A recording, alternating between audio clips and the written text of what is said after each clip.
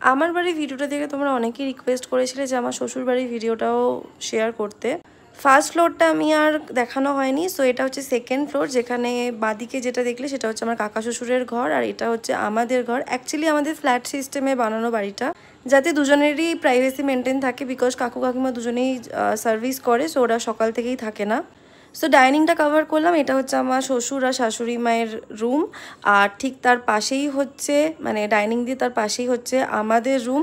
আর তোমরা এটা আগেও ভ্লগে দেখেছো, আমার রুমটা মোস্টলি তোমরা দেখেছো, বাকি সমস্ত কিছু ছোট ছোট করে আমি দেখিয়েছি, বাট আজকে ফুল ডিটেলসে তোমাদের সাথে শেয়ার করছি। তেমনভাবে আমাদের মোটামুটি অল টাইম গোছানোই থাকে, বাট আরও অনেক কিছু ভেবেছিলাম ডেকোরেট করেই দেখাবো, বাট ঠিক আছে তোমাদের বাড়িটা যা শেয়ার করছি। এটা হচ্ছে ব্যালকনিটা, যেখান দিয়ে অনেক সময় তোমাদের আমি ভ্লগে দেখিয়েছি। দেন এখান থেকে এই স্টেয়ার্সটা কানেক্ট করছে হচ্ছে থার্ড ফ্লোরে, আর থার্ড ফ্লোর পুরোটাই সেম প্যাটার্নে বানানো। কাকুদের জায়গাটা পুরো ছাদ আছে, ওরা থার্ড ফ্লোর তোলেনি। আমাদের থার্ড ফ্লোরটা সেমভাবেই একদম সেম প্যাটার্নেই বানানো, আই মিন সেকেন্ড ফ্লোরটা যেভাবে দেখলে সেভাবেই থার্ড ফ্লোরটাও ডেকোরেট করা আছে। দেন এই স্টেয়ার্স দিয়ে একদম 4তলা, আই মিন 3তলার ছাদটা আর কি কানেক্ট হচ্ছে, যেটা আমাদের এরিয়ার মধ্যেই পড়ছে। আর এখানে সুন্দর একটা দোলনা আছে, যেখানে আমি বসে প্রায়শই টাইম স্পেন্ড করি, আর এই ব্যালকনি এরিয়াটা আমার ভীষণ ভালো লাগে। তোমাদের কিরম লাগলো অবশ্যই জানিও। টাটা।